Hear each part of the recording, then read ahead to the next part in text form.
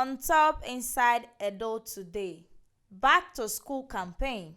NUJ and Edo SUBEB don do collabo to take check say pupils and students go resume school once school start.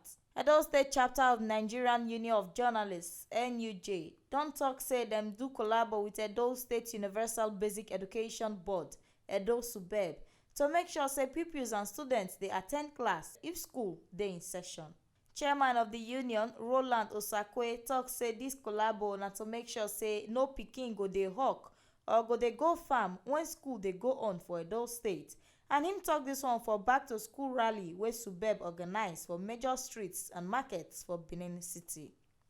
Osakwe talk say Edo State government don put plenty money for ground on top how dem go fit take upgrade basic education sector, and say students and pupils need to dey their class make dem for the benefits from Edo State government plan wey don already dey grow learning and teaching matter for schools wey dey Edo State. E con still talk say dis back to school campaign wey dem do so na better thing, and say education na light wey every pikin suppose get. SUBEB board come talk say dem organize dis back to school rally so that dem go fit tell parents and guardians say make dem allow their children go school on Monday, September 9, 2019, wey 2019 and 2020 academic session go start. Dem talk say lectures go begin on Monday as school dey resume, and e no go be like before when dem no dey quick start to dey teach because na first day wey school dey start. And e no go be like before wey dem no dey quick start to dey teach because say na first day wey school dey start. The board talk say dis one na new session, and dem wan tell parents say make dem no allow their children go hawk or go farm when school dey go on.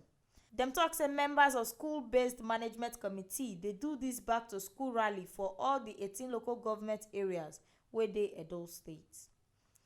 Edo SUBEB board come still talk say dem dey work well with Edo State Ministry of Education to make sure say basic education matter waka well for Edo, and say members of SUBEB go chook eye put on top public schools resumption so that dem go make sure say learning go dey waka well for these schools dem.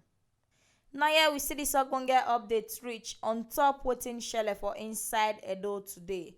On top say Edo State Chapter of Nigerian Union of Journalists (NUJ) and Edo State Universal Basic Education Board (Edo SUBEB) don do collabo to take check say pupils and students go resume school once school start on September 9, 2019.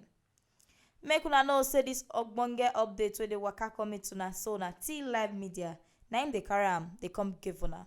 And to dey get more of this ogbonge tori, make una like and subscribe to our YouTube channel for T-Live Media TV. Like and follow us for Facebook, Instagram and Twitter for T-Live Media. Una fit still log on to our website for www.tlivemedia.com.